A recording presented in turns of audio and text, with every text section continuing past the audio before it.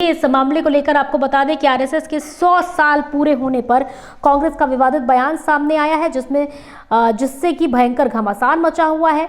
वहीं बता दें कि गोवा कांग्रेस अध्यक्ष अमित पाटकर ने महात्मा गांधी की हत्या के लिए आरएसएस को जिम्मेदार ठहराते हुए बड़ा बयान दिया है। पाटकर के इन बयान से राजनीतिक हलचल तेज हो गई है। दूसरी तरफ कांग्रेस का आरोप है कि भाजपा गांधी जी का नाम सिर्फ राजनीतिक लाभ के लिए इस्तेमाल कर रही है। नमस्कार, जोहार।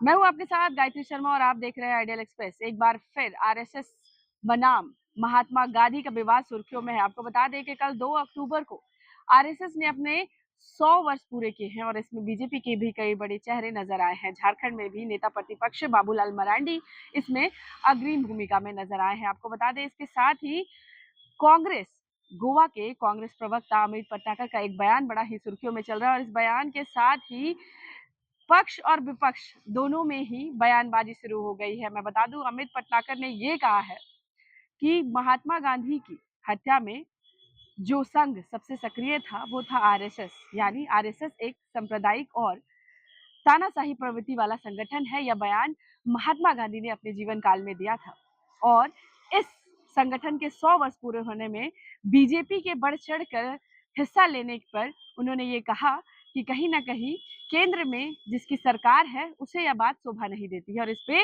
बयानबाजी शुरू हो गई है। इस बयान के आते ही चलिए हम आपको सुनाते हैं कि कांग्रेस के मीडिया प्रभारी राकेश सिन्हा ने इस पूरे प्रकरण को किस नजर से देखा। फिर हम आपको बीजेपी के भी मत आप तक पहुंचाएंगे और आगे भी सतत किस प्रकार से यह संगठन चलेगा ये पूरा समाज देख रहा है और समाज सहयोग भी कर रहा है। इसलिए इस प्रकार का कंट्रोवर्सी अगर कोई कांग्रेस के लोग करना चाह रहे हैं तो इस देश में लोगों को, देश की जनता को पता है कि संघ क्या करता है।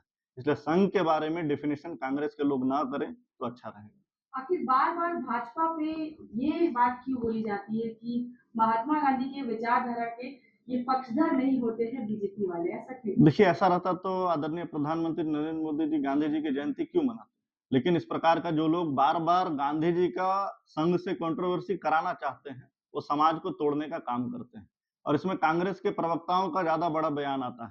सामाजिक समरसता को किसी ने अगर देश में, समाज में मेंटेन किया तो किसने किया है? आरएसएस ने किया है। अगर हिंदुत्व का विचार अगर समाज के सामने रखने का किसी ने काम किया है तो आरएसएस ने किया है। इसमें क्या बुराई है? हम अपने धर्म को बचाने के लिए, हम अपने समाज को बचाने के लिए और सामाजिक समरसता समाज में कायम रहे, अपना हमारा कल्चर बचे, हमारा वेशभूषा बचे, स्वदेशी की ओर हम बढ़े, यही विचार है संघ का। राष्ट्रीयता का विचार है, हिंदुत्व का विचार है। इस विचार में कांग्रेस को क्या दिक्कत है? क्योंकि कांग्रेस के लोग वोट के एजेंडे के तहत किसी को टारगेट करना चाहते हैं और वो कंट्रोवर्सी क्रिएट करके समाज में रखना चाहते हैं, समाज को तोड़ कर रखना चाहते हैं। इसलिए आरएसएस ने अपना 100 वर्ष का गौरवशाली इतिहास देश को बताया है और देश भी जानती है कि इस देश में जब जब विपत्ति आती है, आपदा आती है, कोरोना के दौर हो, चाहे किसी घटना दुर्घटना का दौर हो, उस समय राष्ट्रीय स्वयंसेवक का कार्यकर्ता एक पैर पर समाज के लिए खड़ा रहता है। सावरकर का क्या योगदान रहा इस देश की आजादी में? सिर्फ यही योगदान रहा कि वो मुखबिरी किया करते थे। जो भारत के स्वतंत्रता आंदोलन के जननायक थे उनको अंग्रेजों से पकड़वाते थे और उसके एवज में उनको 60 रुपया मिलता था। तो हमें यह लगता है कि जो सच्चाई है, आप लाख प्रयास कर लो, इतिहास बदलता नहीं है। सर, महात्मा गांधी ने अपने जीवन काल में आरएसएस को सांप्रदायिक और तानाशाही प्रवृत्ति वाला संगठन बताया था। क्या यह परिभाषा अब वर्तमान में बदली है या अभी भी परिभाषा वही है?